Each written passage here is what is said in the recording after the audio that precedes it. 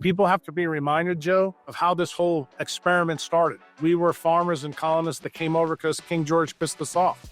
We're the misfits. If you want to know the truth, that's who we are. And we didn't have good money. We haven't had it, but we knew money was the source of the problem. Basically, I was one of the early doctors that was canceled for telling people the truth about decentralized medicine and why big pharma and the industrial military complex really weren't our friends. Most people today don't really understand what Einstein truly did for us in 1905. For 500 years in science, we believed the Newtonian world view was correct, meaning time was absolute.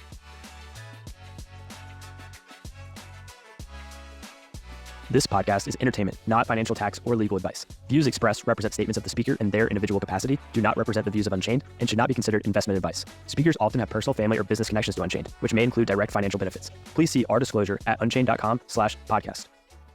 Hey, everybody. Welcome back to the Bitcoin Frontier podcast. This week, I have on Dr. Jack Kruse. Dr. Jack, welcome. Thank you. For those that don't know you or may not have heard you speak before, what's your background and your story?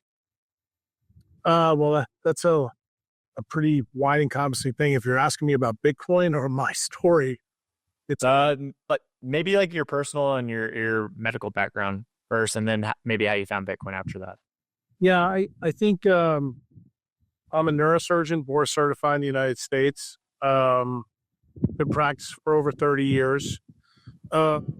Centralized medicine, I came to realize was a real problem in the United States probably about 20 years ago. And through some of my own health failures, I realized that I wasn't going to get the answers through centralized medicine. So I started to decentralize my practice. And obviously, since you're a Bitcoiner, you know that's predates Satoshi Nakamoto. And basically, one thing led to another, but a couple of people that you may know that are good friends of mine, and one of them happens to be a really big Bitcoiner, sought me out when they were having problems with technology abuse. That person was the head of Twitter, which was Jack Dorsey. And he's been following me since about 2010, 2011.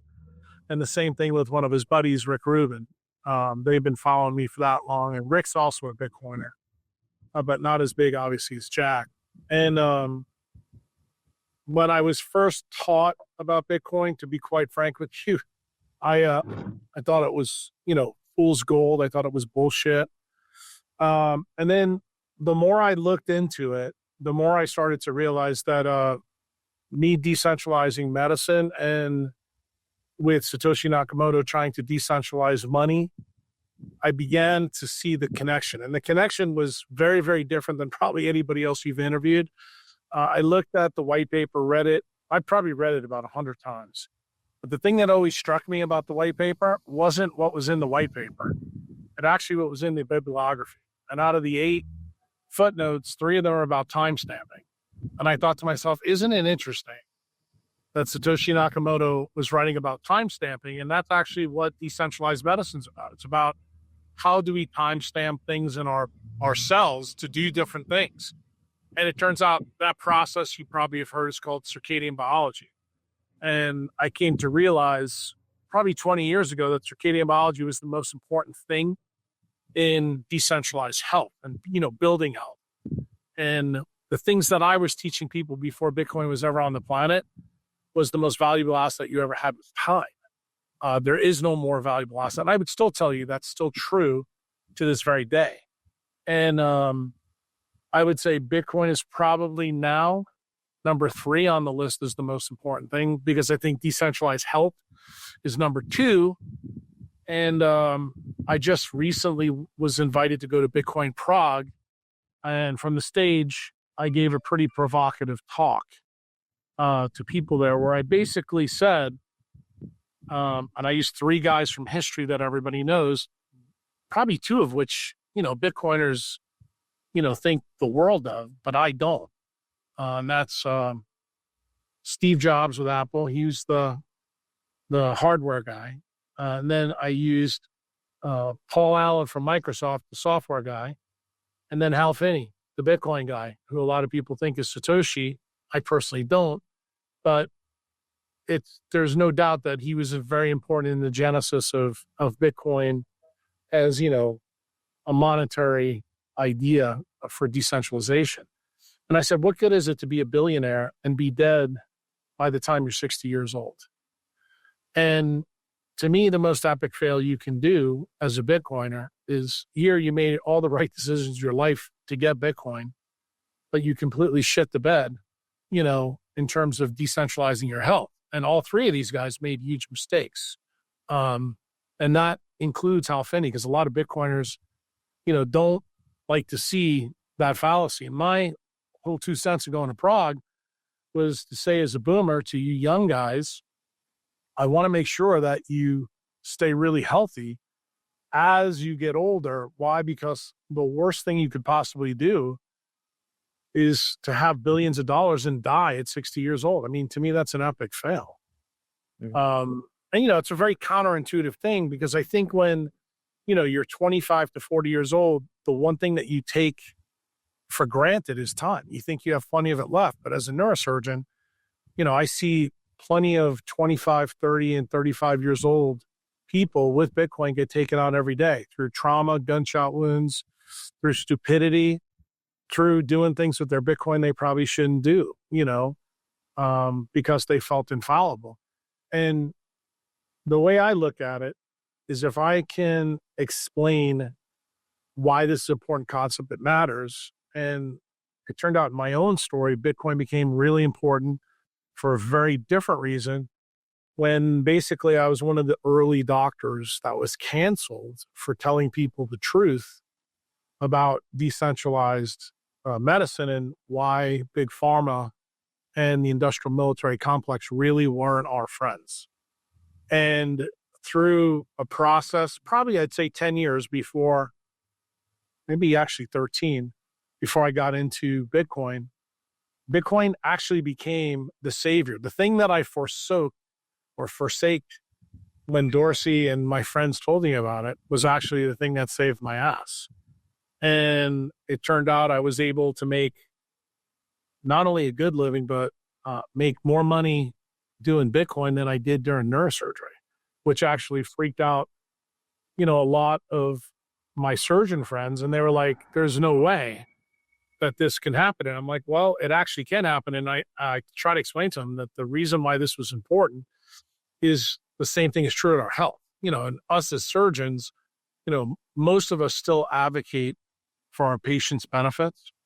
Some of us don't. Some of the neurosurgeons out there are all about, dollars and cents, but it's fiat dollars and cents. And they don't realize that that's a losing game, not only for the patient, but also for them. Because if you're saving in fiat, it's being debased by the industrial military complex and the Federal Reserve. You begin to realize that you're kind of playing a stupid game. And most neurosurgeons don't think they're stupid. We're usually the top of our class, the wisest and smartest in medicine. But it just goes to point out that you can be wise and smart and still make catastrophic mistakes, which is kind of why I went to Bitcoin Prague, to tell, your guys, meaning you young guys, that I don't want to see you fall prey to the same mistakes, even though you're wiser than your parents and you put a lot of your wealth into Bitcoin early, when you can become a whole coiner at a couple $100. Yeah, I think you have such a fascinating background and story, and you talk about this idea of like centralized medicine and decentralized medicine. Why do you think centralized medicine is so corrupt and so wrong? It's the same reason money is. I mean, it's exactly the same reason that I think the founders of Bitcoin, because the system is broken. I mean, if you think about it, in medicine, it's easy. When we see decentralized, to explain what it means, there's no central control, meaning you have to have light and you have to have dark. That's a coupled system. That's the circadian system. Now, obviously, the physics behind it gets very, very interesting. And it's not actually the subject of this podcast. That's usually what people have me on podcasts to talk about, because they're interested in health stuff. But what Satoshi did, in my opinion, was brilliant, because, a lot of people in Bitcoin world give Adam Back a lot of credit because of the proof of work mechanism. But the proof of work mechanism isn't the magic. in Bitcoin. I'm sorry to tell everybody it's not. And I'm okay with him being, given that credit. The real credit is with whoever Satoshi really was, because they fundamentally understood what time was. And down here in El Salvador, I just gave a talk to the administration through something called the Palestra event. I actually put the first blockchain up. You know what the first blockchain ever created by humans was? The Sumerian alphabet. And it was categorized in stone. And why should that resonate with a Bitcoiner?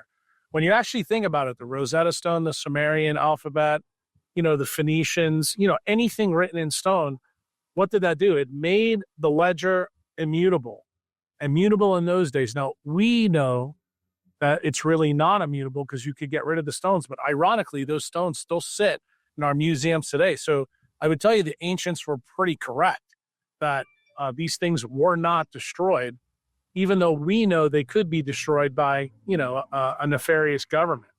But the interesting part to me about Satoshi was he had to understand physics at some level. That I can tell you, because the fact that he put time stamping to Adam Back's idea about proof of work told me that he understood what the Sumerians understood. And I'll explain to you what I mean. Most people today don't really understand what Einstein truly did for us in 1905. For 500 years in science, we believed the Newtonian world view was correct, meaning time was absolute. The problem is in 1905, when Einstein definitively was proven correct by Sir Alfred Eddington by taking some photos of the perihelion of Mercury, we found out that time was relative. What does that mean for Bitcoiners? It means that when time is not absolute, it means there is no cause and effect. And Satoshi, at some level, had to realize that. Now, what I just said to you, you as a Bitcoiner, not as a scientist, it probably sounds crazy because your mom and dad told you that, oh yeah, there's cause and effect. And you probably begin to understand why I had a huge problem with centralized medicine, because how do we do things in centralized medicine? It's called the randomized controlled clinical trial. That's what peer review is, and that's considered our gold standard. When you understand what Einstein really said in 1905, can a randomized controlled clinical trial really give you the truth? No, the answer is because there is no cause and effect. But here's the funny thing. The Sumerian alphabet in stone, or the Rosetta Stone, taught us another lesson that Satoshi had to know, is that it took a ledger and made it immutable in the real world. What Satoshi did is he actually made it immutable in the digital world. And how did he do that? He rejected hours and minutes and seconds. Instead, he picked 10-minute time blocks. What did he do? He actually made Bitcoin based not on quantum mechanics that's tied to Einstein's work through relativity. He actually based it on Newtonian physics. And he said, this is how you make something immutable, because when you look at a ledger, we have to know who came in first, who came in second. It was the key to solving the double spend problem. The Byzantine generals problem. That was the mindset of Satoshi. And the thing is, I realized that when I read the white paper over and over again. Like I told you, I'd love to tell you that the white paper did it for me. I'm not a cryptographer. It didn't have the impact that it had on some of my friends, that are in Bitcoin now that are big time cryptographers. But the bibliography really struck me. And the time stamping thing, I was like, this guy had to realize something either about the ancients or something about physics, because time is the key factor, because you need something to give you cause and effect. And when you marry that to proof of work, then you have something. The difference is biology is built on the same idea. The difference is that there is no absolute time. Everything is relative. So that means it's quantum mechanical. Bitcoin's not based on that. And I will tell you, people have asked me in other podcasts, especially about Bitcoin, is there technically another level to Bitcoin? I believe there is, because of this reason, because it's based on Newtonian physics. It's not actually based on quantum mechanical stuff. So when you hear a lot of the negatories, that, when we build a quantum computer, that Satoshi's device will be taken out, I chuckle at that. Why? Because nature's already built that quantum computer. It's in our head. It's called the human brain. And we still have not found anything better than Bitcoin's creation for money. And I would submit to you that even when we do come up with a quantum computer, say one that, is based on new technology that, the technologists come up with, I believe that Bitcoin will still be able to evolve. And, many people say, well, the Rosetta Stone, hieroglyphics, and Sumerian are not used in the modern world. That may be true for how we live everyday life, but those stones still exist, and they actually allow us to know a little bit about people in the past. And I have a feeling the same thing will be true about money in the past. I don't think Bitcoin is the final iteration, but do I think it improved upon the arguments that were being developed in the Federalist Papers by James Madison, Thomas Jefferson, and, to Alexander Hamilton? And I think everybody who knows any history about money really understands that Jefferson and Madison were vehemently opposed to Alexander Hamilton because they knew the banks were the big problem in all government. But we didn't have a technology like Bitcoin at that time. So Alexander Hamilton won the day back then, and we took the Bank of England's ideas. And that's eventually how we wound up with fractional reserve banking and rehypothecation of money. But it's not lost to me that, Aaron Burr, the VP of Jefferson, killed Alexander Hamilton. This argument persisted through the Federalist Papers, the Declaration of Independence, the Constitution, and the Bill of Rights. And, it's still with us today. I would still tell you that we're still fighting that even today with the non-believers. We just had Michael Saylor on CNBC talking to two non-believers, and I think he completely undressed them, and Sorkin and Becky Quick. And why? Because they're young, global leaders of the World Economic Forum. Those are the new Alexander Hamiltons. And, when I say this to a Bitcoiner like you get it. And I'm sure the people that listen to this podcast will understand it. But I think the historical context and why time is important to money, I think every Bitcoiner knows. But I really want you to know that time is really important to your life, because ultimately I want to see, Joe and all the guys in Unchained Capital continue to persist and do well, because you guys take care of a lot of my clients. And you take care of a lot of, patients, that I have flipped and orange pilled into Bitcoin. And I want to make sure that if I die tomorrow or the government decides to take me out before I go talk to Nicole Shanahan and Bobby Kennedy next week, that podcasts like this, the people won't have to say, well, what would Jack say then? You'll know what I said, because I said it to Joe Burnett before they knocked me over. I want people to understand that Bitcoin is a weapon against the government. It is, because we don't have freedom of the press anymore. They're trying to take away our gun rights. I think a lot of the things that, Lowry wrote in his book about soft war is true, but I think they're much more true instead of from a military perspective, from our perspective. People have to be reminded, Joe, of how this whole experiment started. We were farmers and colonists that came over because King George pissed us off. We're the misfits. If you want to know the truth, that's who we are. And we didn't have good money. We haven't had it, but we knew money was the source of the problem. And when we came over here, we came up with, a foundational document called the Constitution. And what that Constitution said is, this is the amount of shit we'll put up with and no more.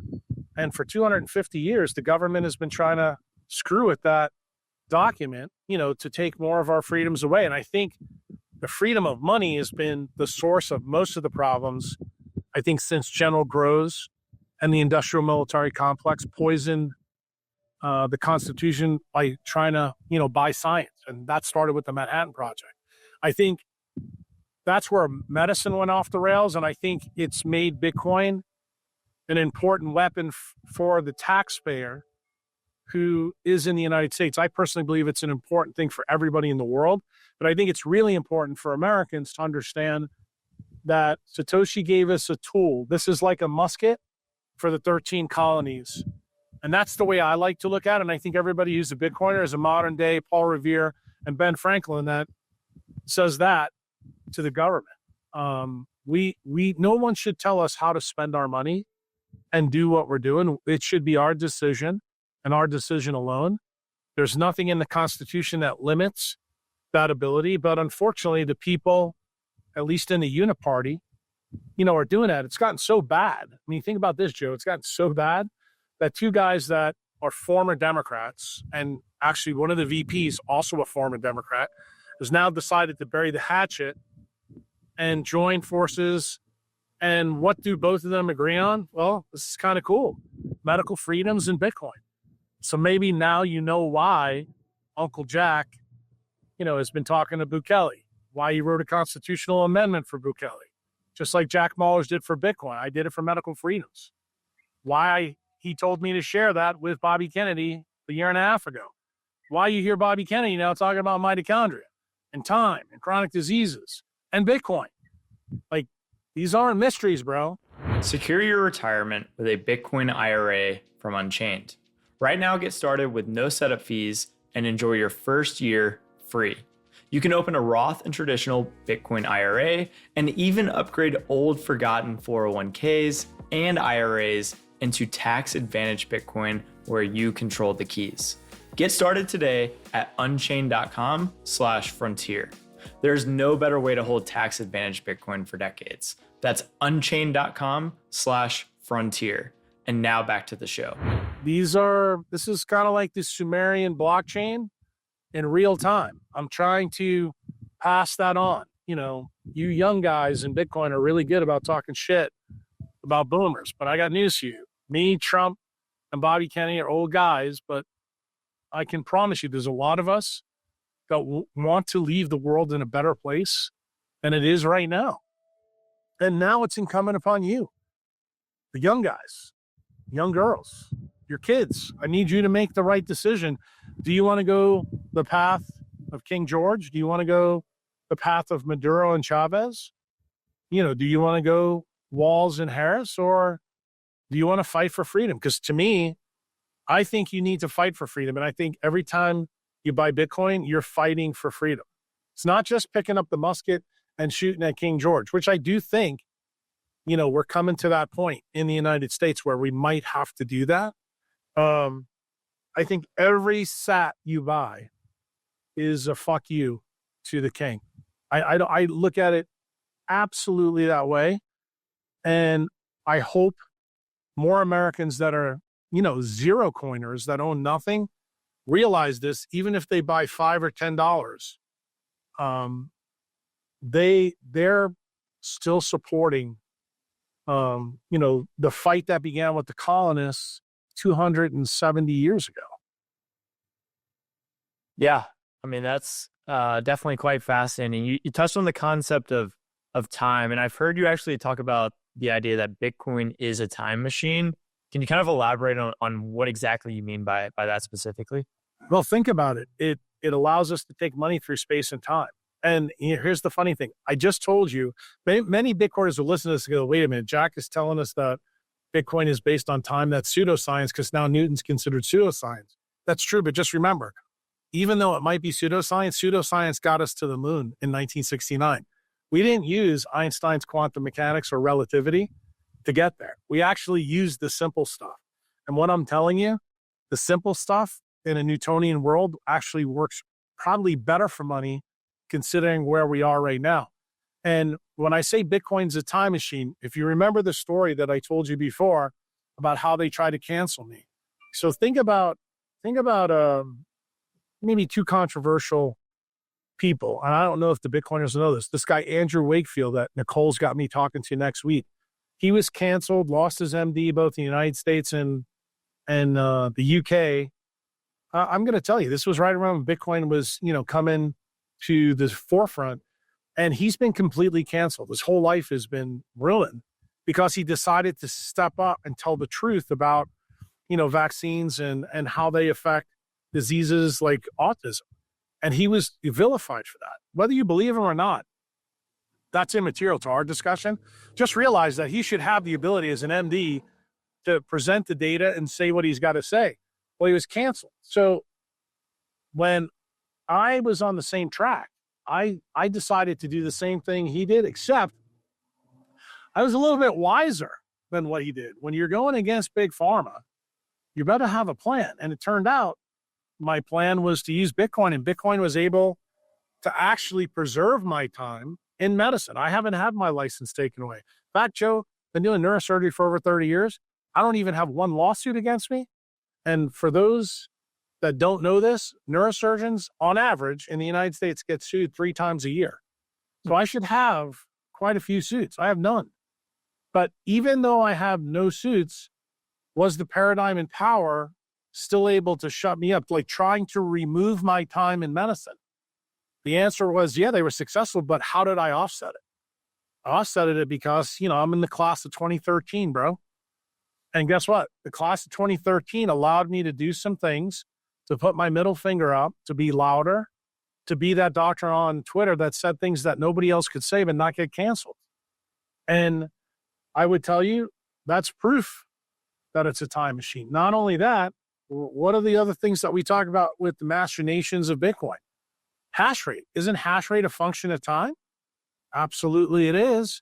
I mean, I would tell you hash rate is the metabolic health of the Bitcoin network. That correlates to thyroid hormone in the human body. I tell my patients this all the time, that the hash rate in Bitcoin is like free T3 and the TSH level in a person. And if you know anything about medicine, most of your friends probably won't know about this, but before we had calcium index scores, before we had these fancy tests in medicine, when cardiovascular surgeons used to do cabbages, which are coronary artery bypasses or heart transplants, what was the test that we used as the time machine for how long the operation would last? We used free T3 for how long the transplant or the coronary artery bypass would last. So what did I just tell you? That within the Bitcoin algorithm, you have a hash rate. You have a proof of work mechanism.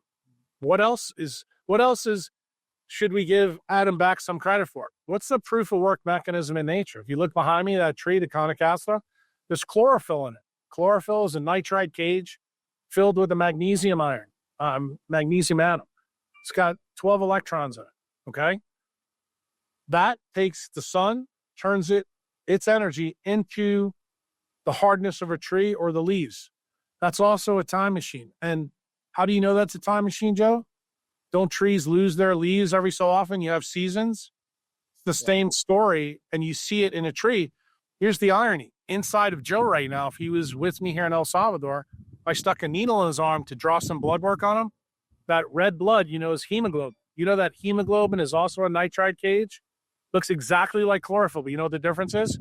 In the middle of it, you got an iron atom. Iron has a different atomic number. It has a few more electrons than magnesium. Why is this a big deal? Because the same thing that happens in chlorophyll happens in Joe, happens in Jack. And here's the irony. Go back to that guy we talked about earlier, Einstein. He won the Nobel Prize for the photoelectric effect. You know what that means? The only way you can deliver light to different tissues in that tree or me is through the electrons that you collect. So what's the difference between a tree and us fundamentally from a complex biologic understanding? 12 electrons. That means we can deliver 12 times as much light to the system. And that's what complexity between that tree behind me and you are.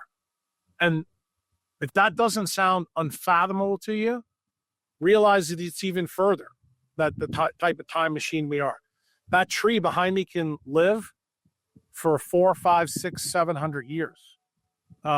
We can't, but it can. Why? Because it's always connected to the sun and the roots are in the ground 100% of the time. It doesn't have to listen to a dermatologist to tell it to stay out of the sun. It doesn't have to listen to an ophthalmologist to tell you to wear sunglasses. It doesn't have to listen to any stupid primary care doctors tell you you should put sunscreen on your kids. No, you shouldn't do any of those things. Because if you do those things, then you should buy Ethereum or stay in fiat money, and go live in a 5G city and just say, fuck it, I don't care. But when you care about your time, you're going to come to a place like this where we have all those beautiful things around us. And we also have decentralized money. It's legal tender here because of a guy that Jack Mallers. Jack Mahler sat down with the same president I did and told him the story of money. And we have a millennial philosopher king that said, this is a good idea. I think it's a good idea for my people. We use American money because of our civil wars. Our central bank was shit, completely ruined our money. Okay, we'll use the United States money, but then we'll give people an insurance policy with Bitcoin behind it. So what did that do? That bought people in El Salvador more time. Do you see how every time I give you an example, what do we always come back to? Those 3 footnotes in Satoshi's paper. It's always about time.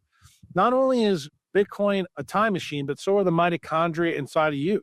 So is every cell in your body. In fact, you have to have this clock in your eye called the supracosmatic nucleus to actually keep the timing of everything. That's exactly what happens in the Bitcoin network. Because what did I tell you? Every block, 10 minutes, tick tock, next block. It's immutable, can't be broken. No one can come in and try to do it. You know, that's what a hard fork is. And nobody, at least that I know, thinks that any of the previous hard forks that happened in Bitcoin are still Bitcoin. Outside of maybe Roger Ver. And where'd that get him? He's in jail now. So, you know, I think from my standpoint, my journey through Bitcoin truly was through the eyes of thermodynamics and time. When you understand that time causes energy to flow in every system, you begin to understand Bitcoin really, really different. And, you know, that goes back to another physics guy. It's called Fermat's Law. Fermat's Law basically tells light how to travel in a system, and it's based on time. In this frontier moment, Dr. Kruse is talking about Fermat's Law, which is something I'm not too familiar with. But in very simple terms, what is it? Well, here's a fun basic analogy to help you understand. Fermat's Law is like when you're trying to get to a swimming pool as quickly as possible from a sandy beach. You know you can run fast on the sand, but once you hit the water, you have to swim slower. So instead of running straight into the water, you might run a bit further on the sand to save time. Light does something similar. When it moves from one material to another, like from air into water, it thinks about which path will get it to its destination the quickest, and it takes that route. Light always finds the fastest way, not necessarily the shortest. And now back to Dr. Kruse. That was a forerunner of Einstein before, you know, Einstein became him. But every time you guys look at a rainbow, you always notice that the rainbow's curved. That's actually a fundamental tenet of Fermat's Law. The way light travels on us is the same way. So if you get the right light in you, that's how you live longer. That's how your mitochondria work. And I would say if you buy Bitcoin, you're getting the right kind of DC electric current, because that's what Bitcoin operates on, to make the immutable blockchain. The irony is, Joe, me and you, guess what current we work on? The DC electric current. We turn sunlight into a DC electric current. Like every fractal level you look at, Bitcoin resembles a living organism, a living creature that understands time. The difference, the only difference, is that Bitcoin uses Newtonian time and we work on Einsteinian time, which is time is relative. But just because it's working on Newton's law doesn't mean that it's not useful. Like I said to you, we got to the moon using Newton's law. We actually sent spaceships past, you know, the solar system now using Newtonian physics. So it can be wildly successful. Mm-hmm. Yeah. On this topic of time, like we are saving Bitcoin for some point in the future, and you talk about health, and you know, if you die tomorrow, then your Bitcoin is not very useful today. What can we be doing to live longer, healthier lives? Well, it's going to depend. You have to know a little bit of biology when I answer this question, and you have to know really mitochondrial biology. The focus of centralized medicine is on RNA and DNA. I'm going to tell you, if you're a Bitcoiner, I want you to erase that. That's like believing in Ethereum, okay? Just fucking erase it. The genome that you have to pay attention to in your cell is actually mitochondrial DNA. That is DNA that you only inherit from your mother. It's incredibly important. And why is it important? This is where the technologists and you young guys can probably pick it up. In the nucleus is where RNA and DNA are. I want you to think about like that, the hardware. Mitochondrial DNA is the software that runs the hardware. So if you focus in on the software is the key, just as it is in Bitcoin. Remember, for Bitcoin, the hardware doesn't matter. What really matters is the software that runs the algorithm, and that's all that matters. Nothing else matters.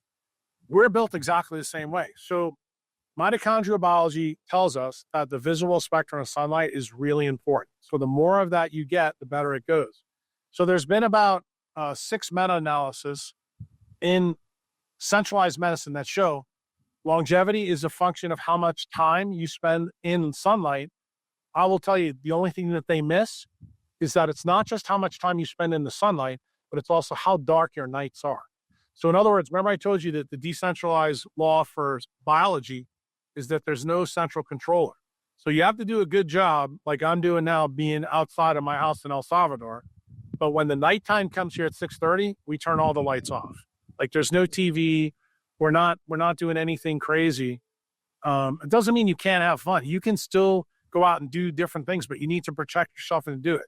Protect your skin. Wear a lot of clothing then. Wear blue blocking glasses. Then you can still go out and have a beer with your buddies, here and there, or go out and pick up chicks, whatever you want to do. It doesn't matter. But be smart about how you use time. Most people, I think, have got the wrong opinion of Uncle Jack, where they think I'm not a technologist. No, I don't like technology because I think we abuse it. And I think your generation has been told there's no downside to it. What I'm telling you is I want you to use it wisely, use it smartly. I don't want you to be Hal Finney. Hal Finney, Paul Allen, and Steve Jobs all died from an unabated use of technology. Every single one of them, that's their story. Yes, they may have done great things, but if you actually go and read Steve Jobs' biography done by Walter Isaacson, what is he saying there? He says directly in there that I would never let my kids use my own technology. Think about that for a minute. In technologists, the transhumanists want you to believe right now that artificial intelligence is the new great craze that's out there. It's not. If you ask any technologist out there, Joe, you have them on your show here, ask them, what's the target of AI? You know what you're going to get when you ask them that question? Crickets. You know what the target of AI is for biology? It's our children. Children are artificial intelligence for us. They take their father's sperm, their mother's egg with the mitochondrial DNA, and they make an alien. You're not like your mother. You're not like your father. There's lots of things that are kind of the same, but you're different. And there's a lesson there for you to understand. And it turns out that when a baby is born, a human baby is born, remember, it's pretty much useless. It doesn't talk. It needs help to shit, to eat, everything else. And part of the reason for that is the key program in us that has to be turned on is something called the leptin melanocortin pathway. That's why every baby is born with blue eyes, tons of fat, and usually pretty pale skin, no matter what the sex is. Even, I should say, the races. Even, people born African. If you've ever seen an African-American baby born, they look pale as fuck. Well, the reason why is they're designed to be in the sun.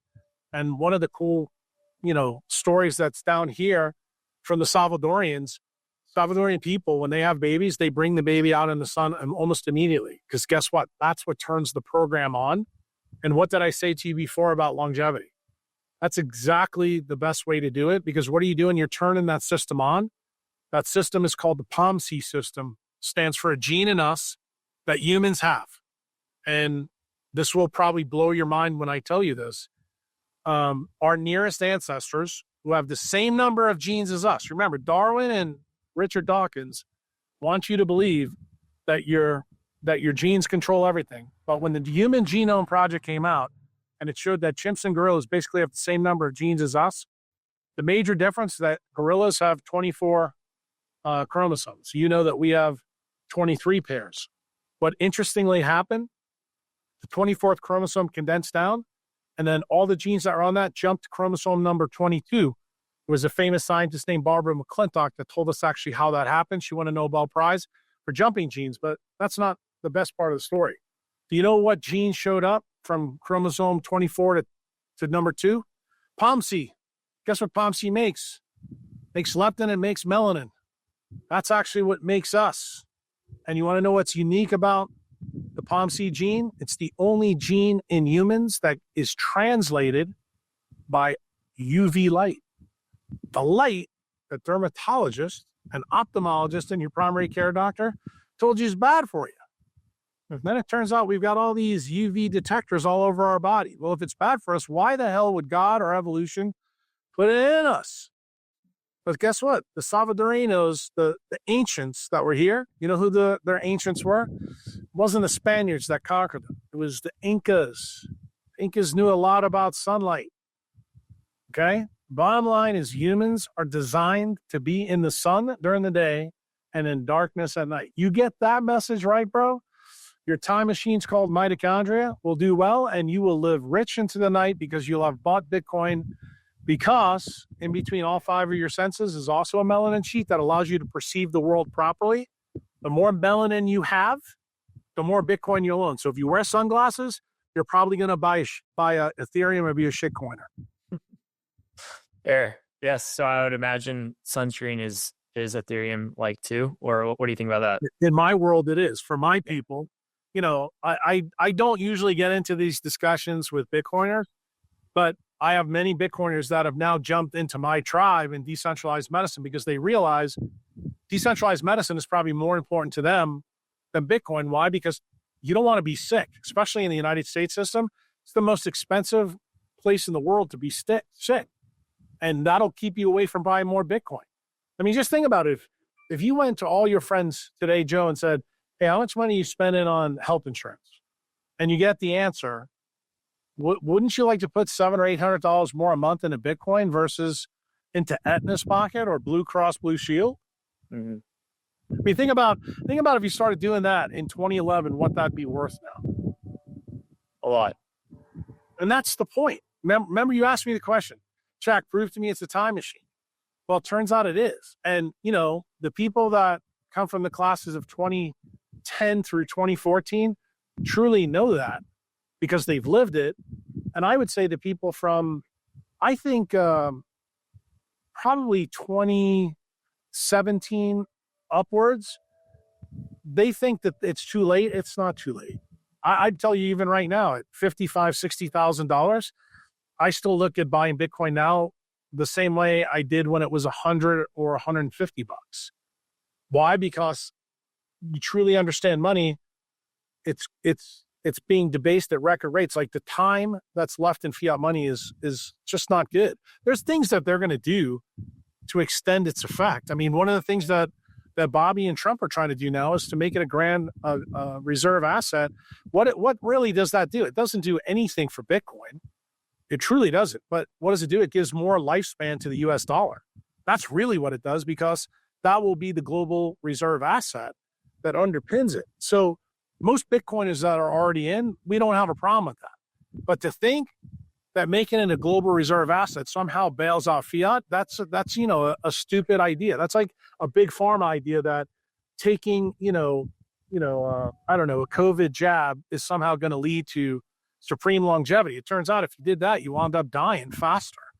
And that's what I don't want people to do. I want them, to call you guys up and buy real Bitcoin. Don't buy the paper version, buy real Bitcoin and, learn how to custody it. Don't be scared if you don't know how to do it. If you're a boomer and you're listening to this the first time, call these guys at Unchained, set it up. They'll help you put it into a wallet.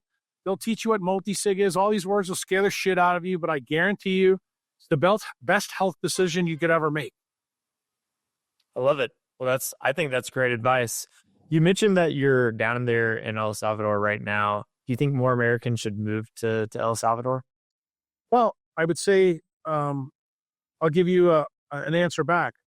What did the colonists do when the king ruined the situation in the UK? Didn't they all come in 13 colonies? Then when they got over here and the king saw that they were actually making a go of it, what did the king do? Well, I need to get taxes out of this shit. So I want you to think about that. Freedoms started to get subtracted in the New World. So I think anybody who's an American Bitcoiner that's listening to this podcast and listens to the question you just asked me, are we getting more or less freedoms in the United States? In fact, I will tell you, every day I wake up, I put on Twitter to find out how many more freedoms I've lost. So the answer to you, I think, is found in 250 year ago history. People in the UK said, fuck you to the king, and I'm saying fuck you to the king now. So yeah, I do believe coming to El Salvador, if you're a Bitcoin, it makes the most sense. Why? Because guess what? President Bukele entrusted Jack Mallers to make it legal tender here. So technically, you can live a complete Bitcoin life here. You do not need fiat money to live here at all. I mean, Jack Mallers has come out recently and said, look, he doesn't own fiat anymore. He goes, how can I be an ambassador for Bitcoin if I'm living a fiat life? Now, that's pretty hardcore Bitcoin maximalism. I love it. You know, I got to talk to Jack at the inauguration here directly. And I think even Jack, because he said to me, he goes, Jack, you've been here 4 years. He goes, how's it been for you? I said, there's been bumps in the road, just like you'd expect with any frontier place, but I can buy my groceries in Bitcoin. I can buy my gas in Bitcoin. I pay all my employees down here in Bitcoin.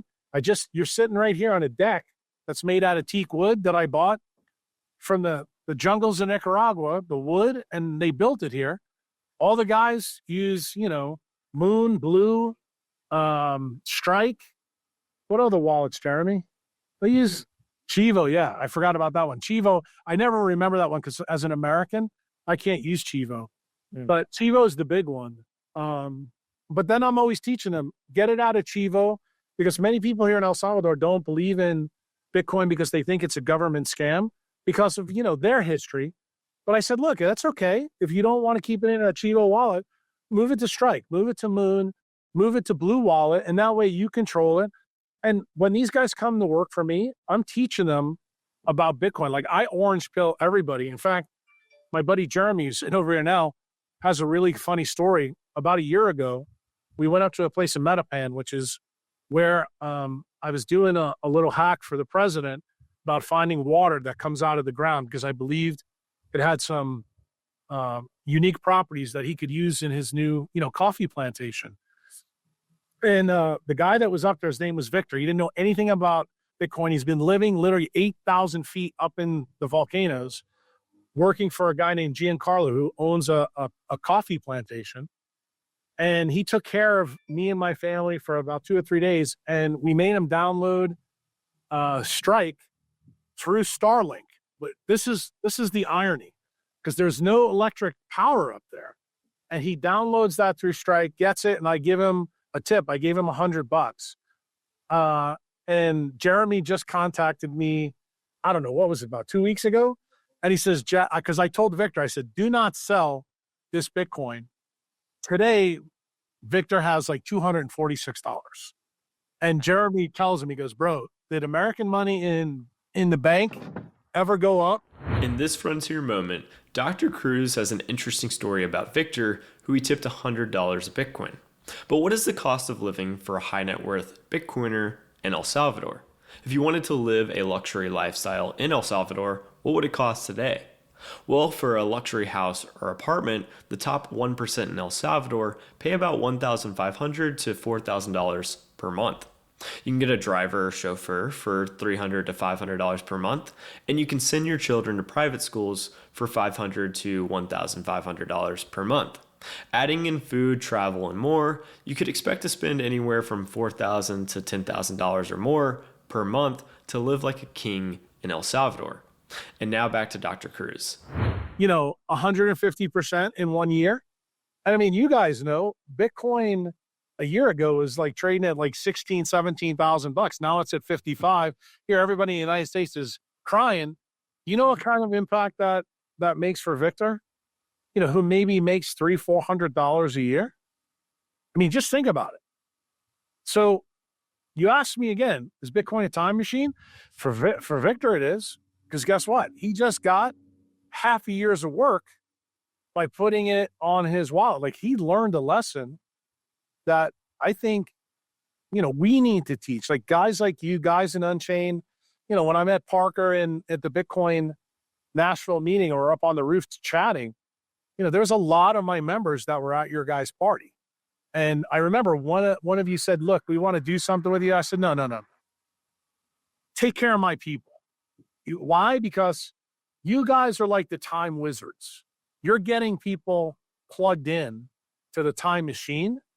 And that's all I want you to do. I want you to keep onboarding things, because what you're really doing for me as a patriot is you're helping me fight the man back in the United States while I live here and I'm doing my Thomas Jefferson and James Madison kind of things. People think that you can't be a patriot while you're being an exile in another place. I would disagree, because I think Thomas Jefferson and James Madison did that in the UK. And I look at you guys, Unchained, as being the patriots that are still back fighting with the king. And I want you to keep onboarding all of the people that really begin to understand that decentralizing your life is probably one of the most important things you could ever do for your financial benefit, but also one of the most important things that you could do for your health and your well-being and your time. And I'm hoping that some of you do get this message, put your money away, come down here, buy a house, and you can live out your retirement like you can't imagine. Like, you can do things that you'll never be able to do in the United States. I mean, most people are stunned that you can come and live on that ocean right behind me for a couple $100,000. Try to do that in California right now. Try to do it in Florida. And not only that, they'll take Bitcoin if you want to give it to them. You're an idiot if you do that. But I'm going to tell you that this is the place that I think you can live out the rest of your years. This is the place where, if you're a young guy like Joe, and Joe can't, pick up and move down here because Parker won't let him do it. Or I've actually said this to Parker when we had our little dinner meeting with Michael Saylor. I'm like, bro, come down here. I think Unchained should be based down here, to be quite honest with you. And I tell you the reason why is because this is Mecca for Bitcoin, and it's healthy for all the guys that work for Unchained Capital to come down here. So the way I look at it, if you guys are for freedom and money, I want you to be for freedom and health. I want all of you who work for Unchained to also be really healthy. I want you to come down here and have your babies here. I want you to come down and see what we're building here. Because I think the mission statement in Unchained Capital really is the mission statement for freedom. We're all fighting for the same thing. We're doing different parts. My part is on the biology part. Your guy's part is on the money part, but we're actually working. We're on the same team. It's kind of like you're the pitcher, I'm the catcher, or, you're, the quarterback and I'm the wide receiver or the running back.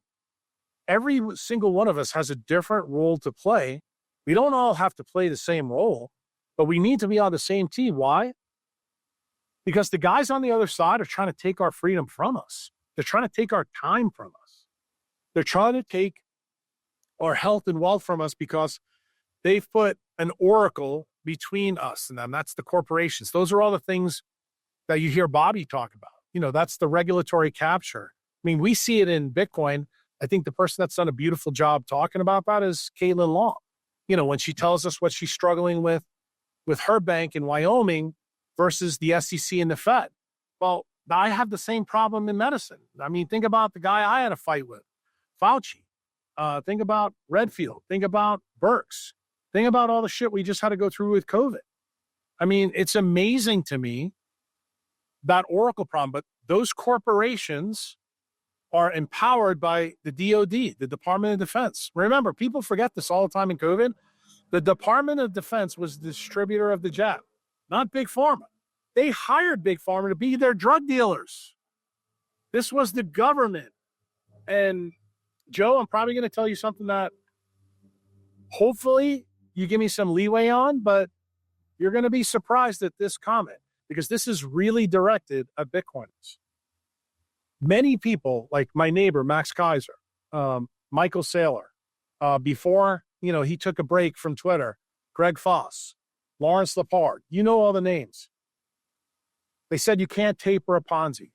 What if I was to tell you that they're wrong? What if I was to tell you that COVID was a compliance test to actually taper the Ponzi? So, Joe, you know a lot about Madoff. You know about the Ponzi scheme. You know that everybody in Bitcoin, when I say that fiat's a Ponzi scheme, no one's going to argue with me and you. How can you taper a Ponzi without paying somebody off? Like, Madoff collapsed because the former owners of the Mets, Nelson Doubleday, asked for some of his money back, and that's when everything started to collapse. Well, what happens when the money's stolen by the US government in Social Security, in our IRAs, in SEP IRAs, all the money that's missing through the Fed? What happens when we start to retire? Like the boomers start to retire and say, give me the money. Like, in other words, we become the Nelson Doubledays. Mm-hmm. Wouldn't it make sense to just take them out? Couldn't you taper the Ponzi that way? Because then you'd never have to pay him back. Never thought about it that way. So what have I famously said for 4 years that nobody really truly understood, hopefully maybe to this podcast, is you can taper a Ponzi scheme if you take the people out. So COVID was a compliance test for a coming economic reset. What's one of the ways they can get fiat to go longer? Take out people who are going to take out of the system soonest, which are the boomers. And then what do? Take out the young Joe Burnett's who've got 5, 6, 7, 800 Bitcoin locked away and knock them out, force them to have to make an estate decision. You get half of that money as the government. In other words, the system, the casino never loses. And what if I was to tell you that a Michigan State forensic accountant about 20 years ago looked and found $21 trillion missing in the U.S. government just from the CBO papers that they file every year? Now that money has grown to between 45 trillion and 120 trillion. So think about that money. We still don't have any way to audit the Fed, right? We don't have any way to audit the Pentagon. So, and they're fighting it tooth and nail, correct? So what do? You understand now why a boomer should be the target audience for Unchained Capital? Because once they understand this story, that they are getting targeted to taper the Ponzi, what's the best thing to screw this whole plan up? It isn't to vote for Trump. It's actually to buy Bitcoin. Because if you take your fiat assets and YOLO it into Bitcoin, and bro, you come down here to El Salvador and you get your kids set up with a multi-sig and you're down here, I got news for you. We're building Switzerland where people speak Spanish. We eat papaya. We have pineapple. And we have great sun, great beaches, surfing. We got it all, bro. Yeah, I like it a lot. Jack, last question, then we can start to close it out. So if anyone's watching this, what's like the maybe one or two things that they should take away from it? Is it literally just to exit the fiat system and buy Bitcoin, or is there anything else that they can be doing? Well, this is the way I look at it. Everybody's N equals 1 is different. It's kind of like the biology story I gave you earlier. I think you have to look at it this way. Keep in fiat what you need to pay your bills, every month, but then you need to outsource your life and you need to embrace, a Bitcoin life. It's kind of, Jack Ma is just 30 years old now. He started his process at 26. Jack was hybrid on fiat, and he's now completely on Bitcoin. I would say boomers, they're the easiest ones to do. I could tell you what I did. I sold all my assets in the United States and slowly, quietly, over a period of 10 years, exited that system and then exited centralized medicine. And everything I did was to exit. So what was the goal? To keep the fiat stores really low and make the Bitcoin stores much, much more. And then I decided to make the capital decision. Does it make more sense for me to be in a country that doesn't respect my property rights through money? Or does it make more sense maybe to go with a guy who's a philosopher king at 42 years old that made Bitcoin legal tender? Do they respect property rights more here? No, what did I do? I started that process there, and I have a 30-year-old son. I have a 23-year-old daughter. Bro, they're doing the same thing now. So in other words, this is a time machine, even in my own life. Me, in my 6th decade, I'm teaching my kids in the 3rd decade and the 2nd decade the lesson earlier than I got it. I was a dumbass. It took me until about, 50 years old to wake up. So I would say in my own family, the effect on time in Bitcoin is clearly there. I would say if you're a teacher, I think the goal of people in the United States is live smaller and live larger a Bitcoin life. That's what I want people to really take home. I don't want you to have 3 or 4 cars. Sell them. American Hollow famously said, sell the deck chairs and buy Bitcoin. I'm going to tell you, if you got gold in your teeth, sell that too. Go put cheap composite in. Do whatever you have to do to get off zero. And if you have a stack, you think you have enough, come down to El Salvador, have a glass of wine with me, and I'll convince you need more. Because you never have enough. Why? Because the more Bitcoin you have, you're going to be able to pick and choose the people that were dumbasses that stayed back in the United States with Joe Burnett that we have to save. There's a couple of really cool people in the United States that I'd like to see make it. One of those people is Nicole Shanahan. She's one of my mortal enemies in the beginning.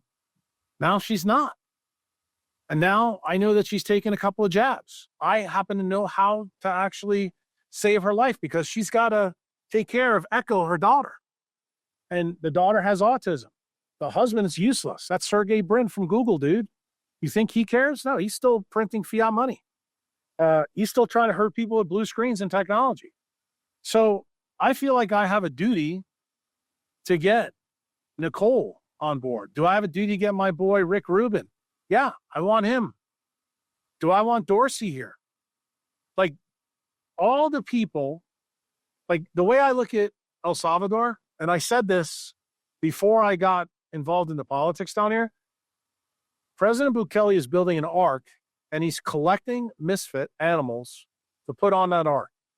And I look at you, Joe, I look at me, I look at Jeremy, I look at most of my friends, most of the clients that I've shared with you and Parker, they have a spot on the ark. Now, whether you decide to get your ass down here and get in your cubicle before the storm goes, because right now it looks sunny here, right? But I would tell you, back in the United States, it's been raining and the water is up to your ankle. So I'm going to ask everybody in the United States, when they listen to this podcast, how high is the water got to get before you get the message? Like, you want to stay that frog in the pot until you get to 211 and your muscles don't work and you can't get out, but you needed to jump when it was 160 degrees? Like, that's the answer. And the beautiful thing is, if you have to leave your mother, you leave your kids and this and that, doesn't it make more sense to come to a place like this and use the gravitational effect of how they feel about you to bring them to a better place where you can do better? I mean, I don't know. I don't think that's conspiracy theory. I don't think that's hyperbole. I actually think that's fucking smart.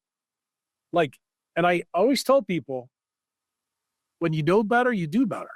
So the ideas that I'm throwing out to you, they are maybe counterintuitive, but I want you to examine what Uncle Jack's saying. Remember what the axiom of decentralized science is.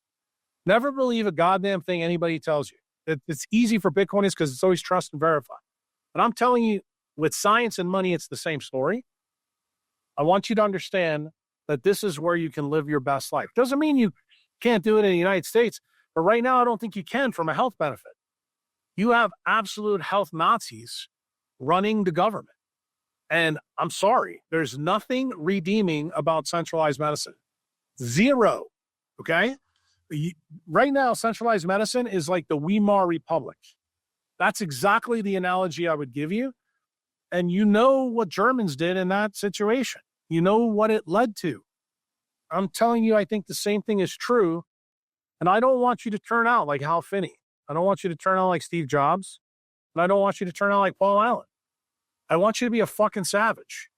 I want you to be a Bitcoin savage. I want you to be wilded. I want you to be a human who actually, instead of doing Tinder or talking to me on a text or doing this, come meet me on a roof in Nashville and let's chat.